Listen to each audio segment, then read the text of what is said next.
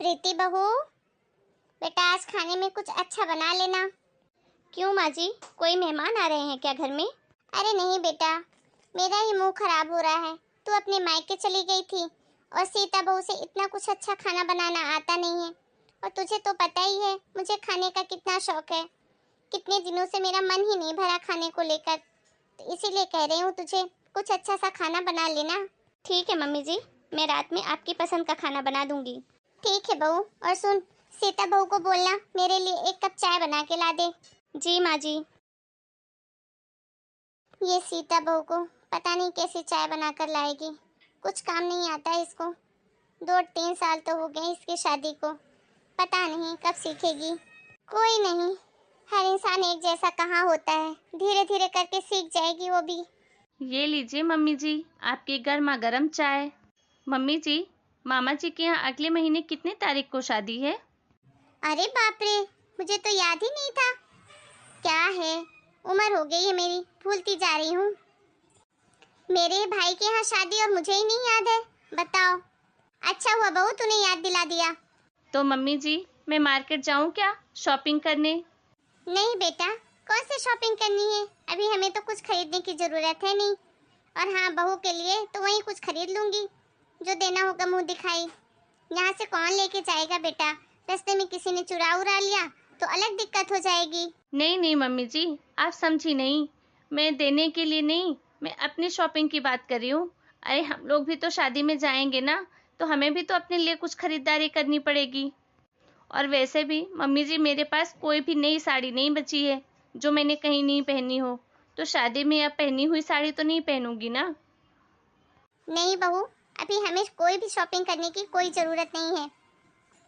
कितनी सारी साड़ियाँ तो हैं तेरे पास, उसमें से कोई भी साड़ी पहन लेना।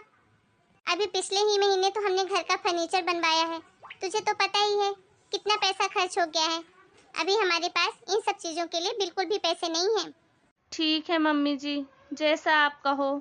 ये मम्मी जी ना मुझे हमेशा मना कर देती है किसी भी चीज के लिए। दीदी। अरे सीता, क्या हुआ तुझे? तू इतनी गुस्से में लाल पीली क्यों हो रही है? अरे और क्या करूं दीदी, आपको तो पता ही है ना, हम लोगों को अगले महीने मामा जी के यहाँ शादी में जाना है। हाँ वो तो पता है, लेकिन हुआ क्या? मैंने मम्मी जी से बोला, मम्मी जी मुझे शॉपिंग पे जाना है, मेरे लिए साड़ी खरीदनी है पहनने के लिए। तो मम्मी जी ने साफ मना कर दिया। आपको तो कभी मना नहीं करती किसी चीज़ के लिए, फिर मुझे क्यों मना कर देती हैं? लगता है मम्मी जी सिर्फ आपको ही प्यार करती हैं, मुझे तो पसंद ही नहीं करती हैं। अरे नहीं सीता, कैसी बातें कर रही है तू? और रही साड़ी की बात, तो देख, तू रोज तो साड़ी पहनती नहीं है, तू तो अपने हिसाब के कपड़े पहनती है। तो कौन सा तुझे रोज साड़ियाँ पहनने में लगती हैं? और जो शादी में साड़ी पहननी है, तो मेरे पास एक से एक अच्छी नई नई साड़ियाँ रखी हैं, जिनको मैंने अभी हाथ तक नहीं लगाया है। तो उनमें से तुझे जो पसंद हो वो ले लेना और पहन लेना। इतनी छोटी सी बात पे इतना गुस्सा क्यों करती है? ठीक है दीदी, आप सच में बहुत अच्छी हो। वैसे एक बात बोलूं सीता, मैं तो शादी में कुछ हल्की सी ज्वेलरी खरीदने का सोच रही थी। मेरे पास हैवी ज्वेलरी तो बहुत है, और तुझे तो पता ही है कि मुझे ज्वेलरी तरह तरह की पहनने का कितना शौक है। क्या यहाँ मम्मी जी मुझे एक साड़ी के लिए नहीं पैसे दे रही हैं और आप ज्वेलरी खरीदोगे?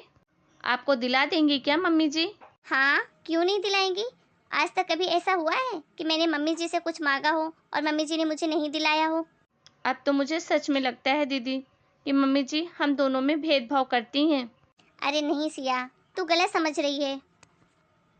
बात सिर्फ मम्मी जी को पटाने की है, और मुझे अच्छी तरीके से पता है कि मम्मी जी से हाँ कैसे करवाना है। अरे वाह दीदी, फिर मुझे भी बता दो ना ये नुस्खा। देख सीता, तुझे तो पता ही है ना मम्मी जी को खाने का कितना शौक है। उनके लिए तू अच्छी अच्छी सी चीज़ें बनाकर खिला, और उसके बाद देखना मम्मी जी फट से तेरी बात मान जाएंगी और तू जो बोलेगी उसे खरीद भी देंगी। क्या सच में दीदी? अरे हाँ भाई, मैं तो सालों से यही नुस्खा अपना रही हूँ, और देख, तू तो देख ही रही है, आज तक मम्मी जी ने मुझे किसी भी चीज़ के लिए मना नहीं किया है।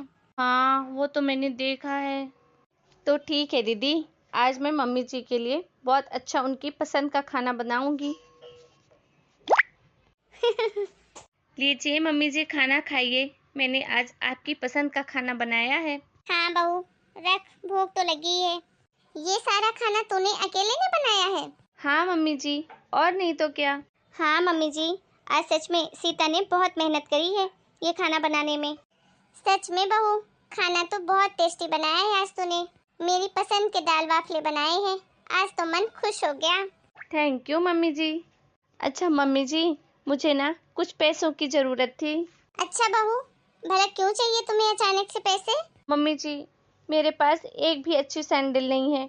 मुझे शादी में जाने के लिए एक अच्छी सी मैचिंग की सैंडल खरीदनी थी। क्या बहू, कौन देखेगा तुम्हारी सैंडल मैचिंग पहनी हो या नहीं?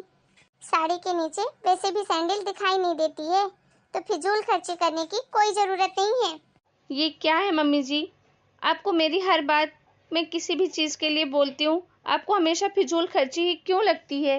क्योंकि तुम बातें ही ऐसे करती हो। तुम्हें क्या लगा मम्मी भी भूखड़ है? उसके लिए बस अच्छा अच्छा खाना बना दो और उसको खुश करके जो चाहे अपनी बात मनवा लो। यही सोचती हो क्या तुम मेरे बारे में? नहीं मम्मी जी। ठीक है, मैंने बहुत खाना खा लिया। वैसे भी मैं जा रही हूँ आराम करने, और तुम लोग भी खाना खा के और किचन वगैरह समेट लेना। दीदी, ये सब क्या है? मुझे तो अब ऐसा लगने लग गया है कि आप ही मम्मी जी से मेरी चुगली करती हो। एक तरफ तो मेरे सामने अच्छा बनने का नाटक करती हो और दूसरी तरफ मम्मी जी के कान भरती हो मेरे खिलाफ।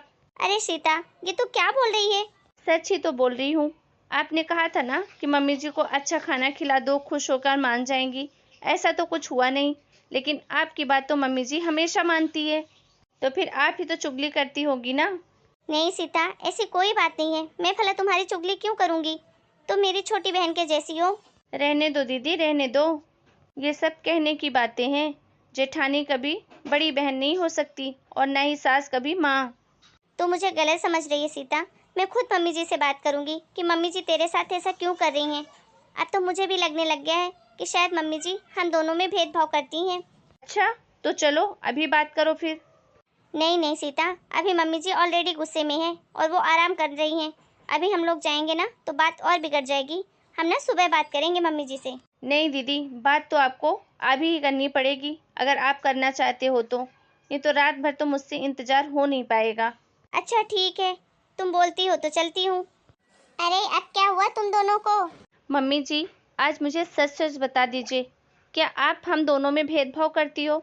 दीदी की तो कभी कोई बात नहीं टालती हो आप, और मुझे एक सड़ी सी चीज़ नहीं दिलाते हो।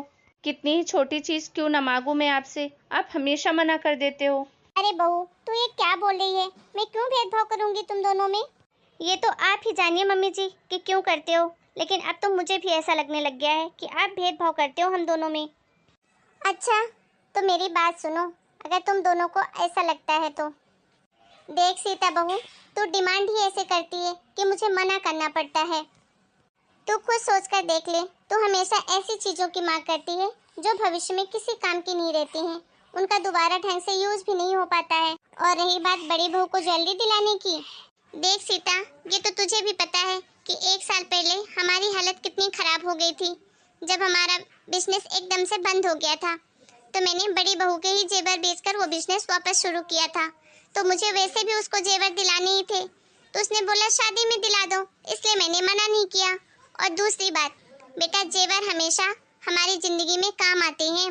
उन्हें हम जब चाहे पहन सकते हैं और मुसीबत के समय में उन्हें बेचकर पैसे भी ला सकते हैं। तो जेवर एक कोई खर्चा नहीं है, जेवर तो एक बचत है, बचत। और ये बचत हर मिडिल क्लास फैमिली को करना चाहिए। देख बेटा, ये शौक तो हाई सोसाइटी वाले लोगों को होते हैं, जिनके लमसम पैसे होते हैं। हम हैं मिडिल क्लास, तो हमें हर चीज़ सोच समझकर करनी होती है। हमें आज से ज़्यादा कल की चिंता करनी पड़ती है बेटा। आप शायद सही कह रहे हो मम्मी जी। हाँ मम्मी जी, मुझसे गलती हो गई, मैं ही नहीं समझ पाई। मुझे माफ़ कर दीजिए मम्मी जी। और हाँ, मेरे पास ऑलरेडी बहुत सारी साड़ियाँ हैं। मैं मामा जी के यहाँ शादी में उनमें से ही कोई पहन लूँगी।